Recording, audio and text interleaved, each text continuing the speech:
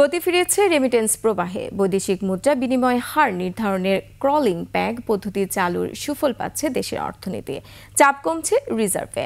গেল মাসে দেশের রেমিটেন্স এসেছে প্রায় 4 বছরের মধ্যে সর্বোচ্চ।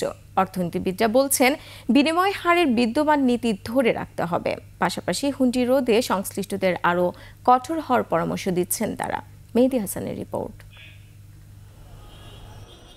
গেল মে মাসে দেশে রেমিটেন্স এসেছে $225 কোটি, যা গত বছরের একই সময়ের তুলনায় 32.35% বেশি। গত বছর মে মাসে রেমিটেন্স এসেছিল $170 কোটি।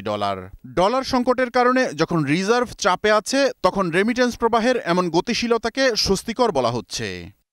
অর্থনীতিবিদরা বলছেন, বৈদেশিক মুদ্রা বিনিময় হার নির্ধারণে ক্রলিং প্যাগ পদ্ধতি চালু করায় ডলারের মূল্যমান বেড়েছে।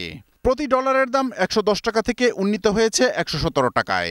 এতে ব্যাংকিং চ্যানেল এবং হুন্ডির মধ্যকার ব্যবধানও কমেছে। ফলে বৈধ পথে বাড়ছে রেমিটেন্স প্রবাহ।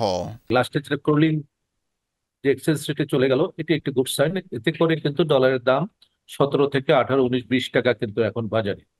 সুতরাং এই যে সুযোগটা কিন্তু রেমিটাররা এটা ব্যবহার করছে। একই সঙ্গে বাংলাদেশের একটা এক্সপেরিয়েন্স আছে যে সামনে কোনো উৎসবকে উৎসবেরকে সামনে রেখে কিন্তু আমাদের যারা রেমিটেন্স যোদ্ধা আছে তারা কিন্তু ইনফ্লোটা বাড়িয়ে দেয়। বিদ্যমান নীতি ধরে রেখে হুন্ডি রোধে আরো কঠোর হওয়ার পরামর্শ অর্থনীতিবিদদের।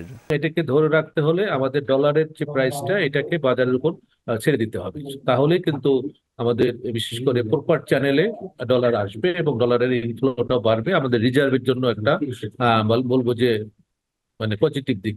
এর আগে এক মাসে সর্বোচ্চ $260 কোটি রেমিটেন্স এসেছিল 2020 সালের জুলাইয়ে।